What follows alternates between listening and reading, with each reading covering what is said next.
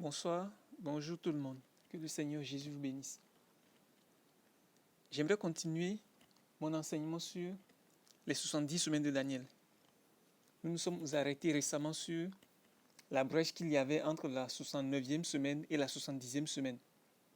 Et nous avons dit que cette brèche est réservée pour l'année de grâce du Seigneur.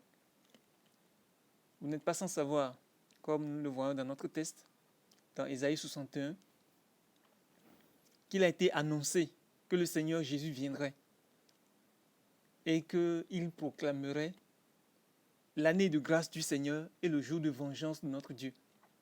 Je vais lire le texte. L'Esprit du Seigneur, l'Éternel, est sur moi, car l'Éternel m'a oint pour porter de bonnes nouvelles aux malheureux.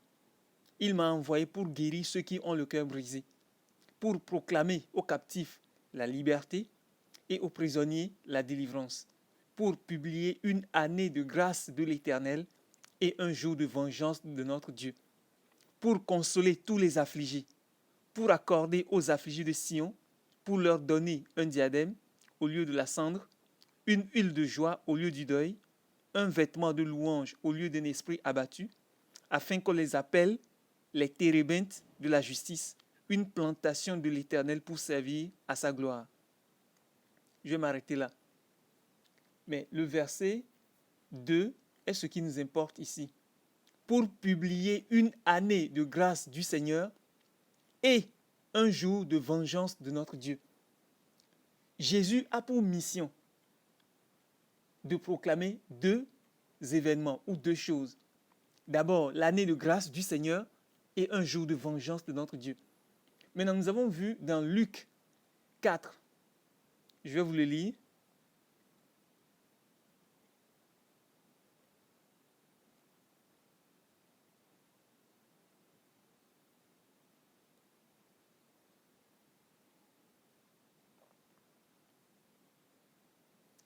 Luc 4, à partir du verset 18.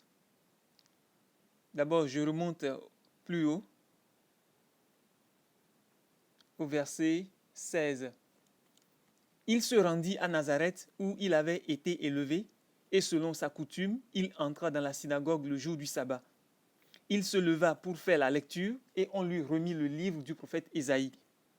L'ayant déroulé, il trouva l'endroit où il était écrit. L'Esprit du Seigneur est sur moi, parce qu'il m'a oint pour annoncer une bonne nouvelle aux pauvres.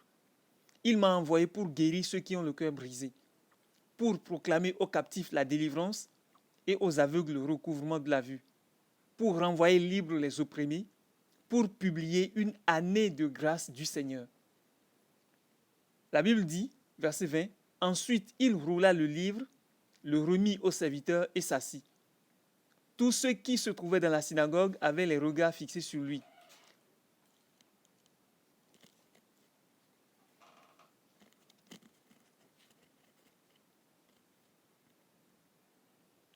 Ensuite, il roula le livre, le remit au serviteur et s'assit. Tous ceux qui se trouvaient dans la synagogue avaient les regards fixés sur lui. Alors il commença à leur dire, « Aujourd'hui, cette parole de l'Écriture que vous venez d'entendre est accomplie. » Je relis. Alors il commença à leur dire, « Aujourd'hui, cette parole de l'Écriture que vous venez d'entendre est accomplie. » Maintenant, nous nous rappelons, nous retournons dans Ésaïe 61. Et dans Ésaïe 61, il est dit qu'il proclamera l'année de grâce du Seigneur et un jour de vengeance de notre Dieu. Maintenant, lorsque Jésus est venu, nous constatons que il n'a pas proclamé l'année de grâce du Seigneur et le jour de vengeance de notre Dieu. Mais il a seulement proclamé, il a seulement lu la partie qui concerne l'année de grâce du Seigneur. Ensuite, il roula le livre, le remit au serviteur et s'assit. Et comme tous ceux qui se trouvaient dans la synagogue avaient les regards fixés sur lui, il commença à leur dire, « Aujourd'hui », il n'a pas dit « demain », cette parole de l'Écriture s'accomplira. Il dit « aujourd'hui ». Aujourd'hui, cette parole de l'Écriture que vous venez d'entendre est accomplie. Cela veut dire qu'une partie de la prophétie, de la mission de Jésus, venait de s'accomplir à partir du moment où Jésus a lu cette Écriture. Maintenant, il reste la deuxième partie qui est le jour de vengeance de notre Dieu. Car Jésus a pour mission de proclamer et l'année de grâce du Seigneur et un jour de vengeance de notre Dieu. Maintenant, comme nous le disions, la brèche qu'il y a entre la 69e semaine de Daniel et la dernière semaine de Daniel, c'est-à-dire la 70e semaine de Daniel, cette brèche-là est réservée, consacrée pour l'année de grâce du Seigneur. Vous comprenez? L'année de grâce du Seigneur. Et comme je le disais, cette année doit être marquée spirituellement comme les années physiques étaient marquées naturellement par 3 fêtes principales, à savoir la Pâque, la Pentecôte et les tabernacles.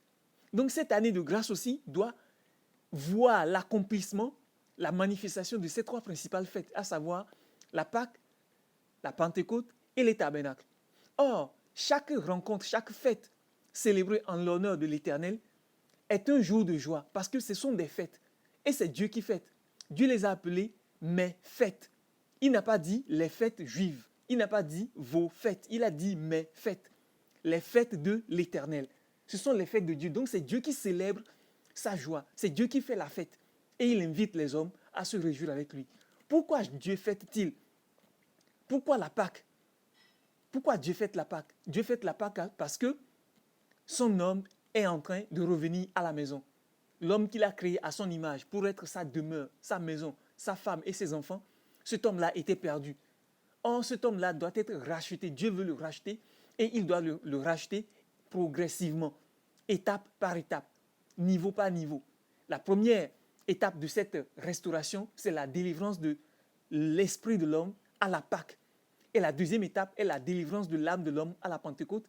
Et la dernière et troisième étape de la délivrance de l'homme est les tabernacles. L'esprit de l'homme est délivré à la Pâque, l'âme de l'homme est délivrée à la Pentecôte et le corps de l'homme est délivré au tabernacle. Donc à chaque fois qu'une partie de l'homme est délivrée, Dieu se réjouit et il célèbre une fête. Avec lui, nous célébrons ces 3 fêtes-là. Parce qu'il a dit que nous devons venir à sa rencontre. 3 fois par année, tous les mâles se présenteront devant lui pour célébrer une fête en son honneur. C'est lui qui se réjouit et nous célébrons cette fête-là avec lui en son honneur. Donc, en célébrant la Pâque, Dieu se réjouit de ce que l'esprit de l'homme est sauvé. En célébrant la Pentecôte, Dieu se réjouit de ce que l'âme de l'homme est sauvée ou est en cours d'être sauvée. Maintenant, en célébrant les tabernacles, Dieu se réjouit de ce que son homme est totalement restauré. C'est-à-dire, le corps de l'homme est racheté.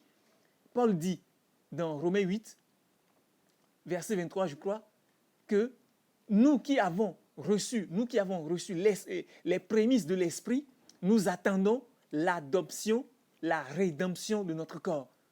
Je vais vous le montrer.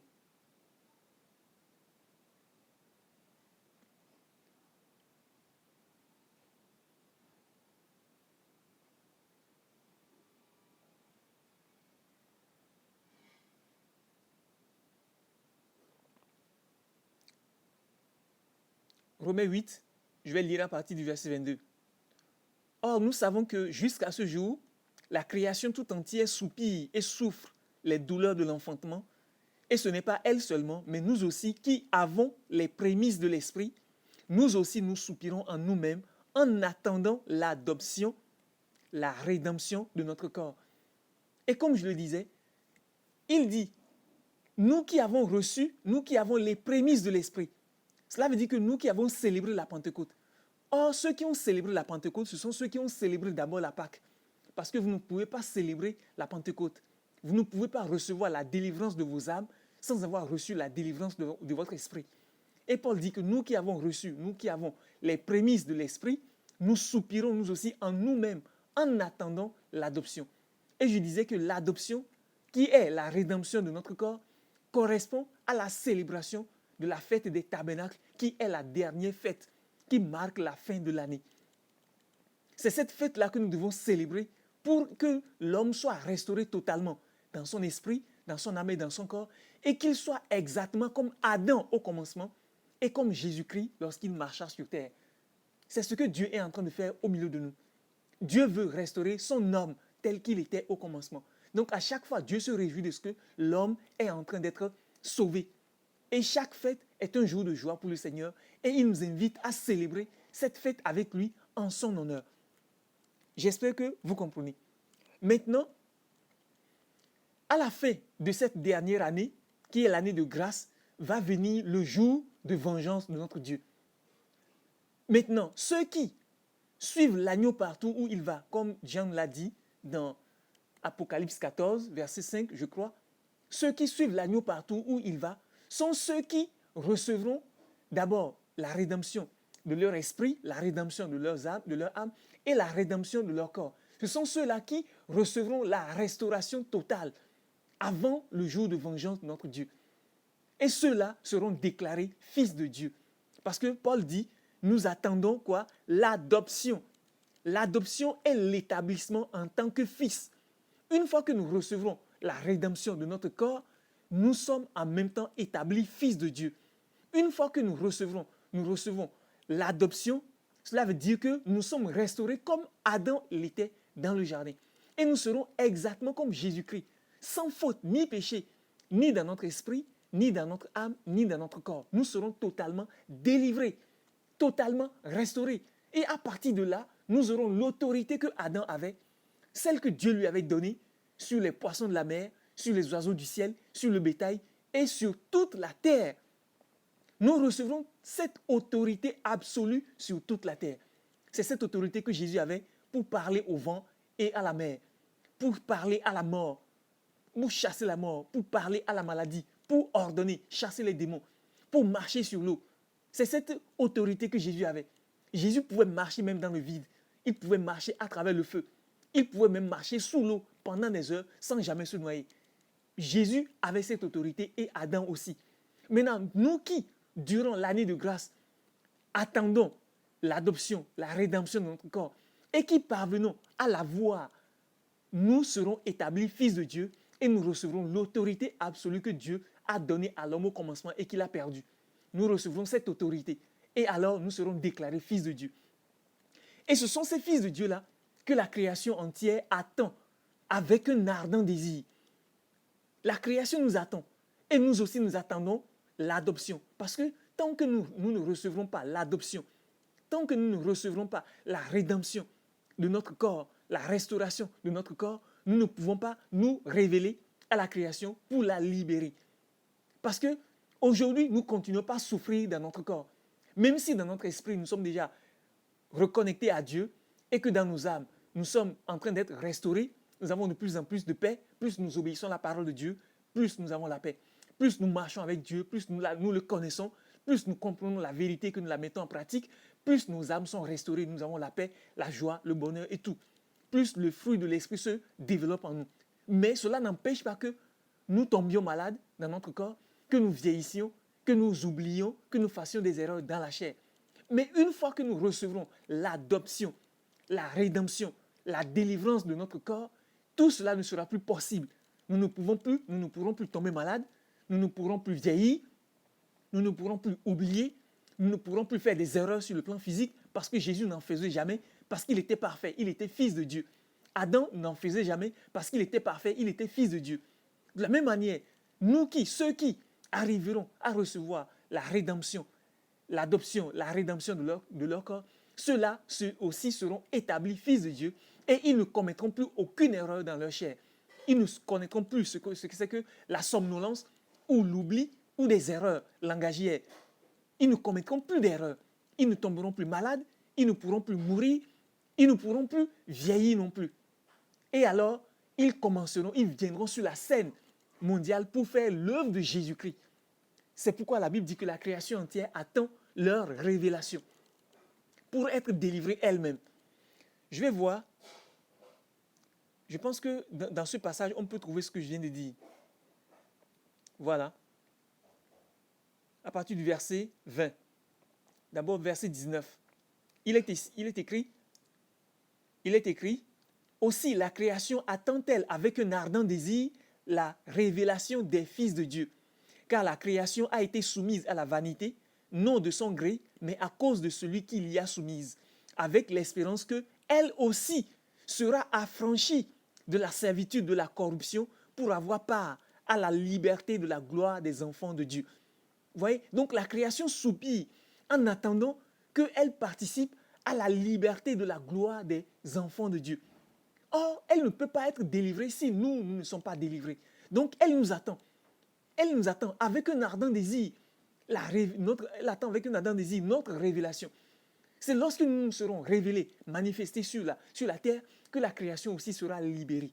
Donc, c'est ce qui clôt la fin de l'année de grâce par l'adoption, la rédemption de notre corps. Et ensuite, s'ouvre maintenant l'année et le jour de vengeance de notre Dieu. Maintenant, c'est quoi le jour de vengeance de notre Dieu? C'est quoi le jour de vengeance de notre Dieu? Le jour de vengeance de notre Dieu, c'est le jour où Dieu va juger toute la terre. Je dis bien que le jour de vengeance de notre Dieu, c'est la période de l'histoire de la fin du monde où Dieu va juger tout le monde, les bons comme les méchants. Dieu va juger tout le monde. Et Pierre nous a dit que le jugement commence par la maison de Dieu. Je vais vous trouver le passage.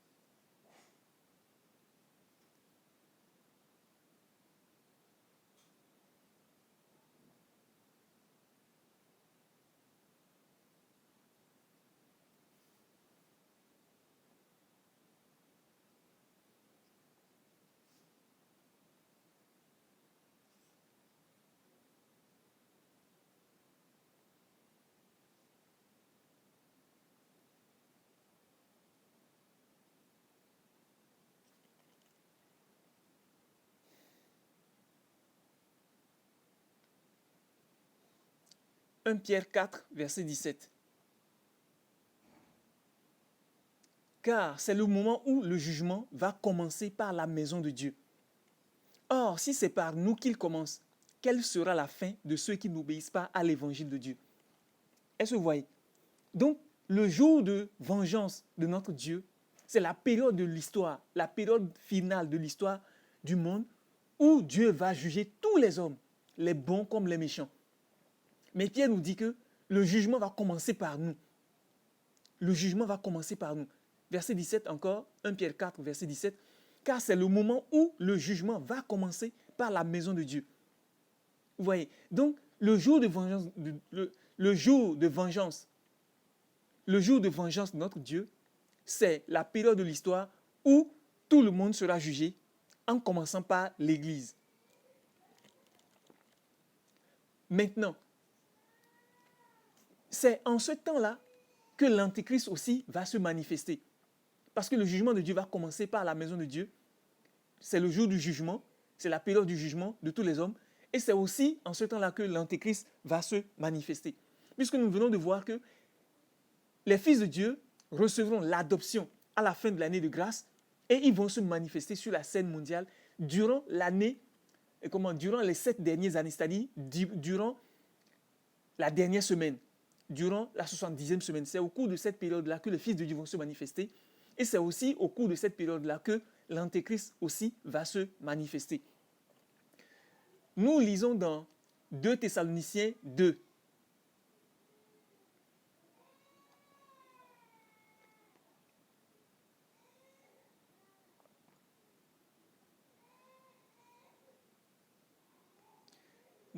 Nous lisons dans 2 Thessaloniciens 2, à partir du verset 6, Paul dit « Et maintenant, vous savez ce qui le retient, afin qu'il ne paraisse qu'en son temps. » Afin qu'il ne paraisse qu'en son temps.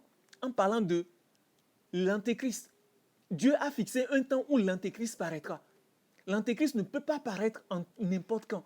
Dieu a fixé un temps où il paraîtra. Pourquoi Dieu a fixé un temps où l'Antéchrist paraîtra?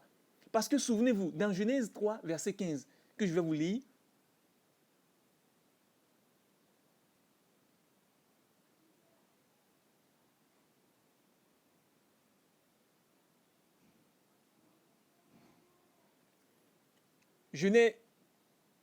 Genèse 3, verset 15, Dieu dit, « Je mettrai inimitié entre toi et la femme, entre ta postérité et sa postérité. Celle-ci t'écrasera la tête et tu lui blesseras le talon. » Dieu dit au serpent, « Je mettrai inimitié entre toi et la femme, entre ta postérité et sa postérité. Celle-ci t'écrasera la tête et tu lui blesseras le talon. » Dieu a annoncé ici deux niveaux d'inimitié. D'abord, l'inimitié entre le serpent et la femme, et l'inimitié entre la postérité de la femme et la postérité du serpent. Qui est la femme et qui est le serpent? Pour le serpent, tout le monde le sait, c'est le diable. Mais qui est la femme? Plusieurs disent que c'est Marie. Non, Dieu n'a jamais mis inimitié entre Marie et le diable. Le diable et Marie ne sont jamais confrontés. Parce que Marie était un être de chair lorsqu'elle a donné naissance à Jésus. Et Satan ne l'a jamais attaqué. Et Marie n'a jamais attaqué le diable. Mais la femme dont il s'agit ici, c'est l'Église. La nouvelle femme. La femme du second Adam. L'Église est la femme du second Adam et elle est la femme dont il s'agit ici. C'est elle qui donne naissance aux fils de Dieu qui sont la postérité de la femme et qui vont confronter la postérité du serpent. C'est qui la postérité du serpent? Ce sont ceux qui naissent de la race d'Adam et qui deviennent matures dans le mal. Ce sont eux les fils du serpent, bien la postérité du serpent. Est-ce que vous comprenez? Donc, depuis le moment où l'Église est née au jour de la Pentecôte, il y a eu une inimitié entre le serpent et l'Église jusqu'à ce jour. Donc, c'est le premier niveau d'inimitié qu'il y a entre le serpent et la femme. Nous avons connu cette inimitié depuis le jour de la Pentecôte où l'Église est née, où l'Église attaque le diable et où le diable attaque l'Église. Mais l'Église n'a jamais vaincu le diable et le diable non plus n'a jamais vaincu l'Église. Maintenant vient le second niveau d'inimitié qui est celle ou celui de la postérité de la femme et de la postérité du serpent. Les deux postérités vont se manifester durant le jour de vengeance de notre Dieu qui est la 70e semaine de Daniel. C'est dans cette période-là que va avoir lieu cette confrontation entre les fils de Dieu et les fils du diable. Les deux vont se manifester. Maintenant, quand les fils de Dieu se manifesteront au jour de vengeance de notre Dieu, c'est-à-dire dans la dernière semaine de Daniel, qu'est-ce qui va se passer? Allons dans Apocalypse 12.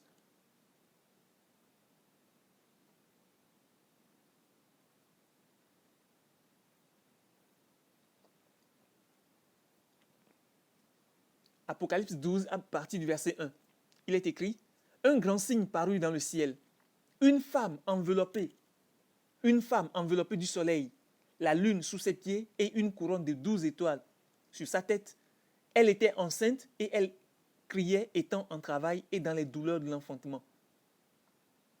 Un autre signe parut encore dans le ciel, et voici, c'était un grand dragon rouge, ayant 7 têtes et 10 cornes, et sur ces 7 têtes 10 diadèmes. Sa queue entraînait le tiers des étoiles du ciel et les jetait sur la terre. Le dragon se tint devant la femme qui allait enfanter, afin de dévorer son enfant lorsqu'elle aurait enfanté.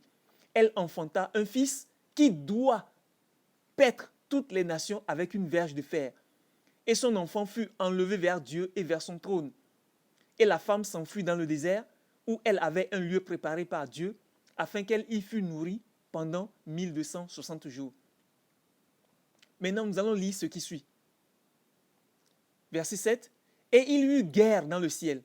Michel et ses anges combattirent contre le dragon, et le dragon et ses anges combattirent. Mais ils ne furent pas les plus forts, et leur place ne fut plus trouvée dans le ciel.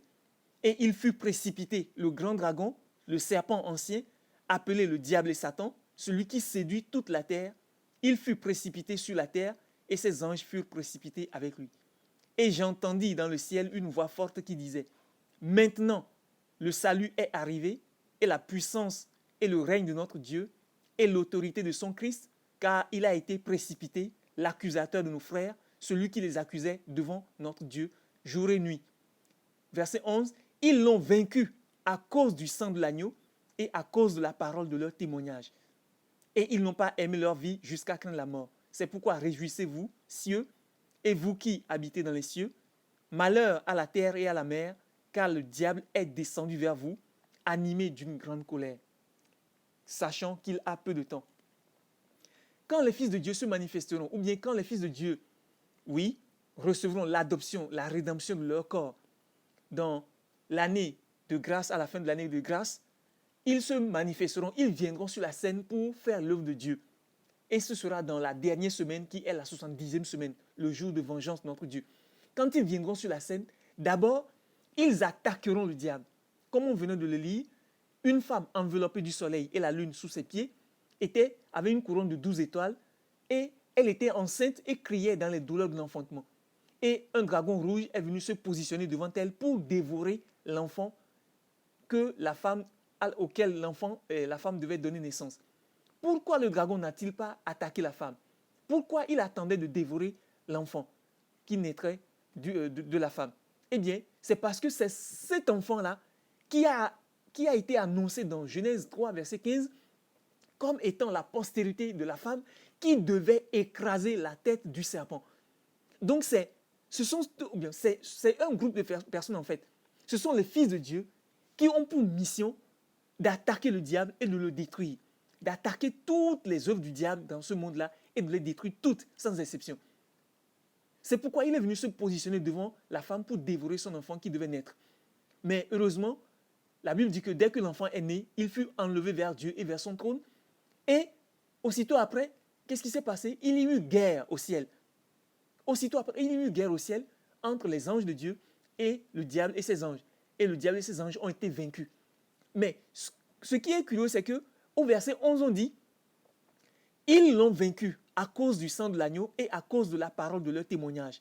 Et ils n'ont pas aimé leur vie jusqu'à craindre la mort. » Les anges, nous voyons que les anges ont combattu contre le diable et ici, on donne la victoire, on attribue la victoire à d'autres personnes. Qui sont ces gens-là à qui on attribue la victoire? Eh bien, ce sont ceux qui sont nés de la femme, l'Église, les fils de Dieu qui sont nés de la femme, l'Église, la femme spirituelle, et qui sont enlevés vers Dieu et vers son trône. Ce sont eux, en fait, qui ont mené cette guerre. Même si on nous présente Michel et ses anges, en réalité, les anges,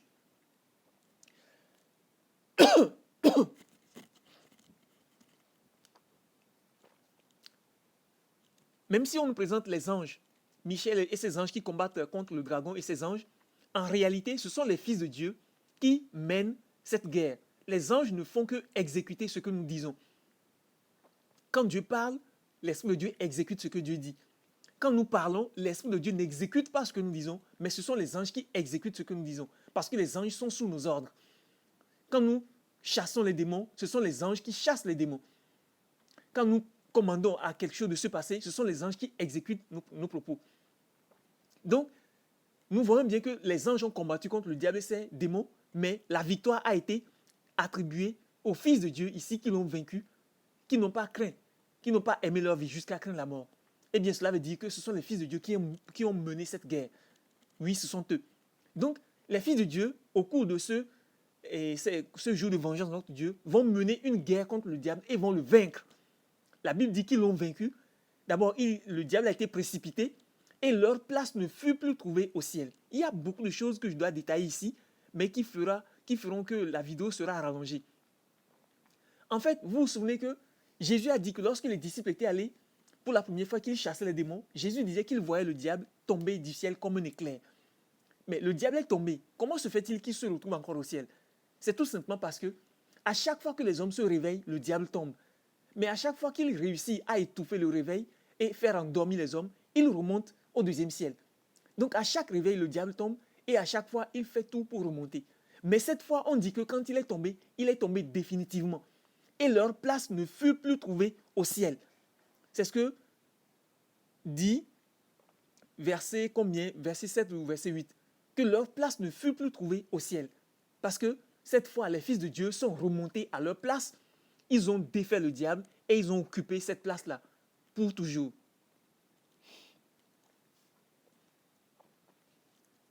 Maintenant, ce qui va se passer, c'est que le diable va aller maintenant.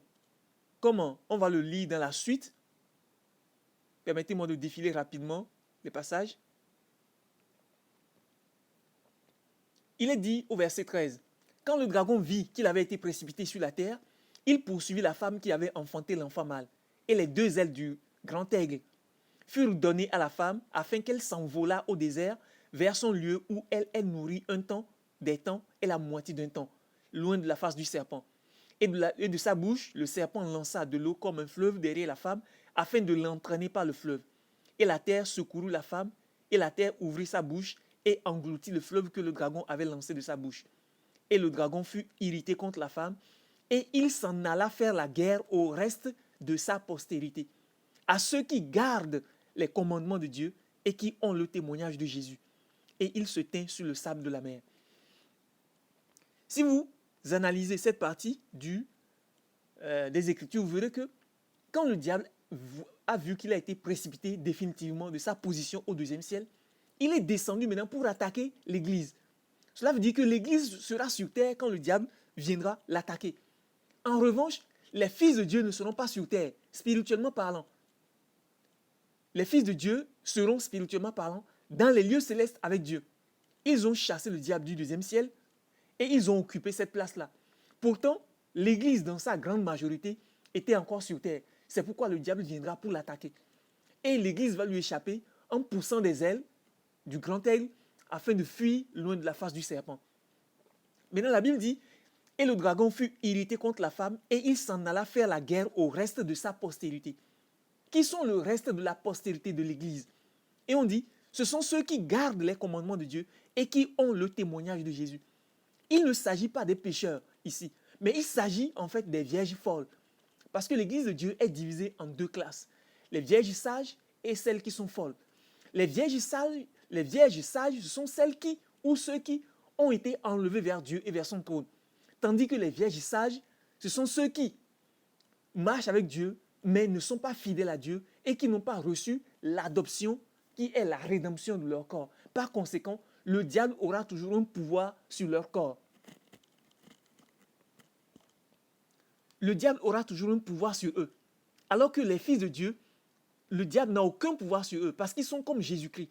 Souvenez-vous, je pense que Jésus disait dans Jean 13, « Le prince de ce monde vient, il n'a rien en moi. » Quand vous lisez dans d'autres versions, il est dit qu'il n'a aucun pouvoir sur moi. Satan n'a aucun pouvoir sur le Fils de Dieu ou les fils de Dieu. Satan n'avait aucun pouvoir sur Adam. Il fallait que Adam tombe pour que Satan ait un pouvoir sur lui. Donc quand les fils de Dieu recevront l'adoption, la rédemption de leur corps, Satan n'aura plus aucun pouvoir sur eux. Par conséquent, il ne pourra plus les attaquer.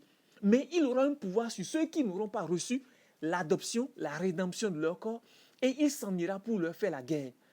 C'est à ce moment-là que nous verrons qu'il fera sortir une bête qui monte de la mer pour aller mener une guerre terrible contre l'église des vierges folles et leur imposer la marque 666, cette période que nous appelons la grande tribulation.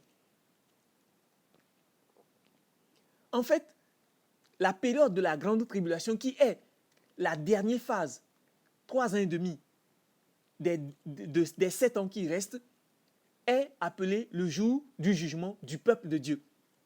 Je reprends. En fait, la dernière semaine qui est faite de cette année est divisée en deux. D'abord, les fils de Dieu vont mener une guerre contre le diable au deuxième ciel. Ils vont le précipiter sur la terre et ils vont prendre sa place au ciel. En fait, ils vont récupérer leur place au deuxième ciel. Et durant 3 ans et demi, les 3 ans et demi restants, le diable ira susciter la bête qui monte de la mer et la bête qui monte de la terre afin de mener une grande tribulation contre le peuple de Dieu et contre tous les habitants de la terre. C'est ainsi que va s'achever ou que vont s'achever les 70 semaines de Daniel. Maintenant, qu'est-ce qui va se passer? Comme je le disais, les 3 dernières années et demie de la dernière semaine ou de la 70e semaine sont la période du jugement du peuple de Dieu. Je vais vous le montrer dans 1 Corinthiens 3, à partir du verset 10. « 1 Corinthiens 3, à partir du verset 10. Je vais lire cette fois dans la Bible du français courant. Selon le don que Dieu m'a accordé, j'ai travaillé comme un bon entrepreneur et posé les fondations. Maintenant, un autre bâtit dessus, mais il faut que chacun prenne garde à la manière dont il bâtit, car les fondations sont déjà en place dans la personne de Jésus-Christ et nul ne peut en poser d'autres. Certains utiliseront de l'or, de l'argent ou des pierres précieuses pour bâtir sur ces fondations. D'autres utiliseront du bois, du foin ou de la paille.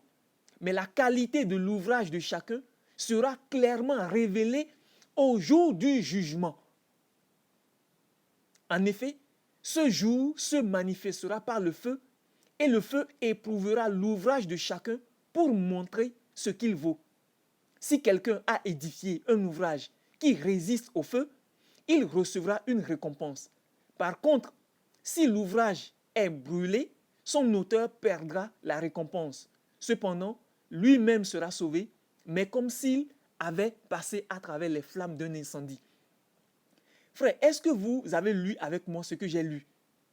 Vous pouvez le lire dans Louis II si vous voulez, ou si vous voulez, vous pouvez le relire dans la Bible du français courant. Frère, Paul nous annonce que par la grâce qui lui a été donnée, il a posé la fondation comme un sage entrepreneur et que quelqu'un d'autre bâtit dessus. Et cette fondation, c'est Jésus-Christ lui-même. Maintenant, il dit, certains utiliseront, verset 12, certains utiliseront de l'or, de l'argent ou des pierres précieuses pour bâtir sur ces fondations.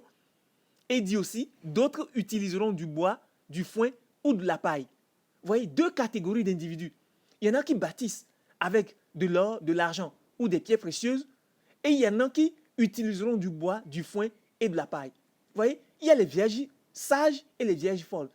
Mais Paul nous dit, au verset 13, « Mais la qualité de l'ouvrage de chacun sera clairement révélée au jour du jugement. » La qualité de l'œuvre de chacun ne sera pas révélée au ciel quand nous serons allés au ciel. Non, c'est ici, sur la terre, que la qualité de l'œuvre de chacun sera révélée. Et c'est le jugement qui va le révéler. Ce que vaut votre œuvre, ce que valent vos œuvres, le jour du jugement qui vient bientôt va le révéler ou va les révéler. Ce que vaut mon œuvre ou ce que valent mes œuvres, la qualité, le jour du jugement va en montrer la qualité. Donc vous voyez, nous serons jugés, les bons comme les méchants, mais d'abord les bons, ensuite les méchants. Les bons seront jugés durant les 70 semaines de Daniel, en particulier les 3 années et demie de la dernière semaine. C'est au cours de cette période-là que le peuple de Dieu, les bons, seront jugés. Et les fils de Dieu passeront à travers ce jugement parce qu'eux, ils bâtissent avec de l'or. Avec de l'or, de l'argent ou des pierres précieuses. Et les vierges folles, malheureusement, ne résisteront pas. Mais eux, parce qu'elles ou eux bâtissent avec du bois, du foin ou de la paille. En revanche, quand vous voyez bien, ceux qui bâtissent avec du bois, du foin ou de la paille, qu'est-ce qui peut rester après le passage du jugement qui va se révéler comme le feu?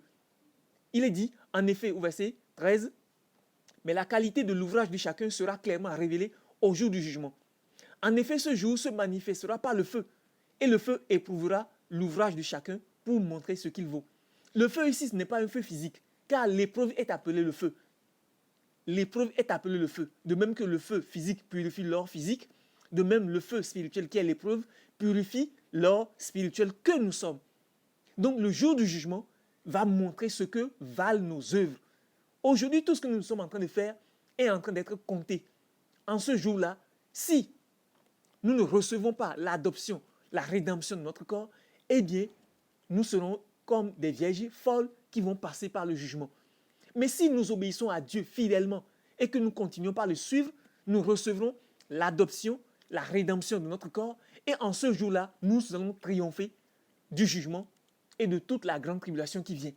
Ceux qui disent que la grande tribulation viendra, ou bien que l'enlèvement viendra d'abord avant la grande tribulation, s'il vous plaît, suivez mes enseignements. Je vais vous montrer par les Écritures que ce sont des erreurs.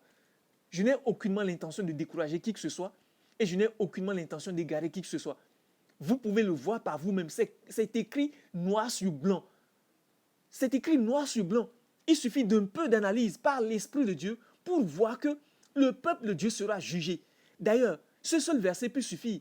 Paul dit qu'il a posé une fondation et que chacun bâtit sur cette fondation. Il dit que cette fondation est Jésus-Christ lui-même et que nous devons bâtir sur cette fondation. Mais certains bâtissent avec de l'or, de l'argent et des pierres précieuses, alors que d'autres bâtissent avec du bois, du foin ou de la paille. Vous voyez, avec quoi bâtissez-vous? De l'or, l'argent ou des pierres précieuses ou du bois, du foin ou de la paille? Avec quoi bâtissez-vous?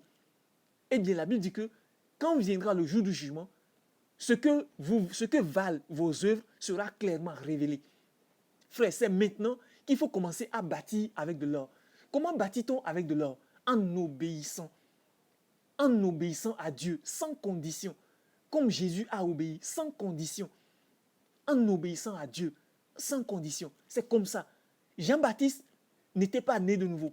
Mais voyez comment il a obéi à Dieu jusqu'à quitter la maison de son père, quitter la ville de Jérusalem et aller vivre seul dans le désert, se nourrissant de sauterelles et de miel sauvage. Alors que dans la maison de son père, même les serviteurs mangent, des plats, des repas copieux. Alors que lui, le prince de la maison, se retrouve dehors dans le désert en train de se nourrir de sauterelles et de miel sauvage.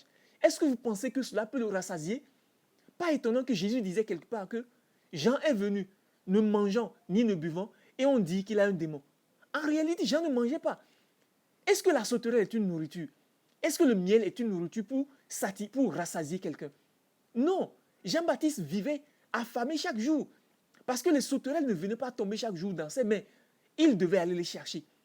Et le miel ne coulait pas chaque jour dans ses mains. Il devait aller attaquer les abeilles pour prendre un peu de leur miel. Et les abeilles ne lui faisaient pas cadeau. Frère, Jean-Baptiste n'était pas né de nouveau et pourtant il a obéi même jusqu'à la mort. Nous sommes nés de nouveau, nous devons aussi obéir même jusqu'à la mort. Et c'est ainsi qu'on bâtit avec de l'or ou avec de l'argent ou avec des pierres précieuses. Mais ceux qui désobéissent tantôt, qui obéissent tantôt, qui sont comme des vierges folles, qui sont nés de nouveau, qui sont revêtus de l'habit de noces, qui ont une lampe, qui ont de l'huile dedans, mais qui n'ont pas de l'huile en réserve, ce sont ceux-là qui bâtissent avec du bois, du foin et du chaume, mais malheureusement, le jugement va les rattraper. Frère, il est temps d'obéir. Il est temps d'obéir. Nous n'avons plus le temps. Il est temps d'obéir. C'est maintenant qu'il faut obéir pour recevoir l'adoption durant l'année de grâce. C'est maintenant qu'il faut obéir pour recevoir la rédemption de notre corps afin que nous soyons délivrés du jugement qui vient. Il y a un jugement qui vient et il y a un esprit appelé l'esprit de l'Antéchrist qui trompe l'Église disant que nous serons enlevés avant que vienne le jour du jugement. Frère, c'est un mensonge. Nous serons ici sur terre. Nous devons recevoir la rédemption de notre corps. Et nous devons passer par le jugement de Dieu, comme Paul nous l'annonce ici, avant que ne vienne l'enlèvement de l'Église. Nous devons passer par le jugement afin que la qualité de l'œuvre de chacun soit révélée. C'est ce que Paul nous dit. Il dit que la qualité de l'œuvre de chacun sera clairement révélée au jour du jugement. Frère, vous serez là au jour du jugement, qui est la 70e semaine de Daniel. Et ce jugement, pour vous et moi, c'est la grande tribulation. Et c'est à la fin de ces 3 ans et demi qui marque la fin des 70 ans que le peuple de Dieu sera entièrement parfait. Parce que quand viendra la grande tribulation, je vous assure que ceux qui désobéissaient avant,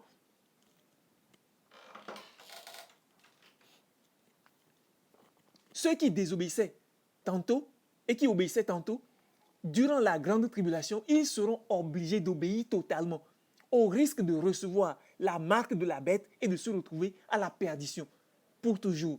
En ce temps-là, tous ceux qui désobéissaient au milieu du peuple de Dieu et qui veulent sauver leurs âmes n'auront pas d'autre choix que d'obéir même jusqu'à la mort. Même jusqu'à la mort. Des gens ne reculeront plus. Des gens ne regarderont plus en arrière. Ils obéiront. Même s'il faut mourir, ils refuseront de désobéir pour recevoir la marque de la bête. C'est pourquoi, à la fin de la grande tribulation, qui marque la fin de la 70e semaine, à la fin de ces temps-là, le peuple de Dieu sera parfait, sans tache, ni ride, ni rien de semblable, mais il sera saint et irrépréhensible. Le peuple de Dieu sera entièrement une épouse que Jésus veut. Oui, jusqu'à ce jour, l'Église n'est pas une épouse comme Jésus veut, parce qu'il y a trop de péchés parmi nous, parce qu'il y a du péché parmi nous. Il y a trop de n'importe quoi parmi nous. Mais durant la grande tribulation, le peuple de Dieu, l'ensemble de tous ceux qui n'obéissent pas, n'auront pas d'autre choix que d'obéir absolument afin de sauver leurs âmes. C'est ainsi que les 70 ans marquent, c'est ainsi que le but des 70 semaines est accompli. Je vais vous rafraîchir la mémoire avec le but des 70 semaines.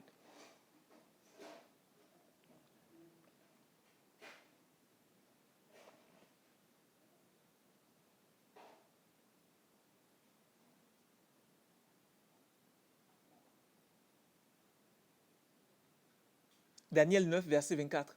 Une période de 70 fois 7 ans a été fixée pour ton peuple et pour la ville où tu demeures. C'est nécessaire pour que la désobéissance prenne fin, que les fautes cessent et que les péchés soient pardonnés, pour que la justice éternelle se manifeste et que la vision et la prophétie s'accomplissent et que le temple de Dieu soit consacré de nouveau. Vous voyez, voici le but des 70 semaines. On dit que ces 70 semaines-là sont nécessaires pour que la désobéissance prenne fin, pour que les fautes cessent, pour que les péchés soient pardonnés, pour que la justice éternelle se manifeste, pour que la vision et la prophétie s'accomplissent et pour que le temple de Dieu soit consacré de nouveau. Frères, les 3 ans et demi de la grande tribulation qui marquent la fin des 70 semaines sont la dernière période au cours de laquelle le peuple de Dieu sera jugé et purifié de tout péché. C'est à la fin de cette période-là que le peuple de Dieu se laissera totalement purifié du péché et qu'on ne retrouvera plus la désobéissance au milieu de nous et que les fautes cesseront et que les péchés seront pardonnés et que la justice éternelle se manifestera et que la vision et la prophétie s'accompliront et que le temple de Dieu sera consacré de nouveau. Parce que l'homme est le temple de Dieu. Quand on dit que le temple de Dieu sera consacré de nouveau, cela veut dire que le temple de Dieu était consacré auparavant. Quand est-ce que le temple de Dieu a été consacré la première fois? C'est dans le jardin. C'est l'homme qui est le temple de Dieu. Ce n'est pas le mur, le bâtiment en mur à Jérusalem qui est le temple de Dieu. Dieu n'a qu'un seul temple, c'est le corps de l'homme. C'est l'homme qui est le temple de Dieu. La Bible dit que Dieu s'est reposé de toutes ses œuvres au 7e jour. Après avoir créé l'homme. L'homme est la maison que Dieu était en train de construire. Et dès que vous finissez de construire votre maison, qu'est-ce que vous faites? Vous venez vous y établir et vous reposer. Eh bien, lorsque Dieu a fini de construire sa maison, il est allé s'y établir et s'y reposer. L'homme est le temple de Dieu. Est-ce que vous comprenez? Maintenant, on dit qu'en ce temps-là, à la fin des 70 ans, le temple de Dieu sera consacré de nouveau. C'est-à-dire que l'homme sera consacré de nouveau. Il a été consacré auparavant et il a été désacralisé ou quelque chose comme ça. Il a été sali. Il y a un terme que je cherche. L'homme a été consacré auparavant dans Genèse 1, alors que plus tard dans Genèse 3, l'homme s'est sali par le péché, il s'est souillé par le péché et maintenant, en restaurant l'homme, on dit que l'homme sera consacré de nouveau parce que c'est l'homme qui est le temple de Dieu. Voilà les 70 semaines de Daniel. Et figurez-vous, on n'a même pas encore parlé du jugement des méchants. Parce que Pierre nous a dit dans 1 Pierre 4, verset 17, que le jugement commence par la maison de Dieu. Eh bien, notre jugement commence durant la grande tribulation qui marque les 70 semaines qui ont été annoncées à Daniel. Or, ces 70 semaines ont été fixées pour qui? Il est dit que ces 70 fois 7 ans ont été fixés pour ton peuple et pour la ville où tu demeures. Ici, la Bible du français courant dit la ville où tu demeures. Et Daniel ne demeurait pas spirituellement à Babylone. Il demeurait spirituellement à Sion, la ville de Dieu. Même si physiquement son corps était à Babylone, il demeure à Sion qui est la ville de Dieu. Toute son âme est tournée vers Sion. C'est là qu'il demeurait. Et le peuple de Daniel, comme je l'ai dit précédemment dans les autres enseignements, le peuple de Daniel, c'est le peuple de Dieu, c'est l'Église. Est-ce que vous voyez? Donc, les 70 semaines-là ont été fixées pour le peuple de Dieu et pour sa ville sainte. Ça ne concerne pas les païens. C'est lorsque Dieu aura fini avec son peuple qu'il va se tourner maintenant vers les méchants, les païens, pour les juger eux aussi. Et nous allons réserver cela pour un autre enseignement. Pour le moment, je vais arrêter donc l'enseignement sur les 70 semaines. Je peux revenir sur certains détails, mais je crois que si vous avez suivi toute la série, vous allez comprendre beaucoup de choses. Je pourrais revenir pour faire un résumé, un bref résumé. Que Dieu vous bénisse. Je vous encourage vivement à écouter cet enseignement, à fouiller par vous-même et à être certain de ce que les Écritures disent, au risque d'être séduit. Car Jésus nous a dit dans Matthieu 24, prenez garde que personne ne vous séduise. Dans d'autres versions, il est dit, prenez garde que personne ne vous induise en erreur. Prenez garde que personne ne vous induise en erreur. Car plusieurs enseignants ont induit le peuple de Dieu en erreur par de fausses interprétations et par de mauvaises compréhensions des Écritures. Mais vérifiez par vous-même tout ce que j'ai dit au regard des Écritures pour voir ce que l'Écriture dit, afin que vous puissiez comprendre le plan de Dieu. Que Dieu vous bénisse et que sa grâce repose sur vous.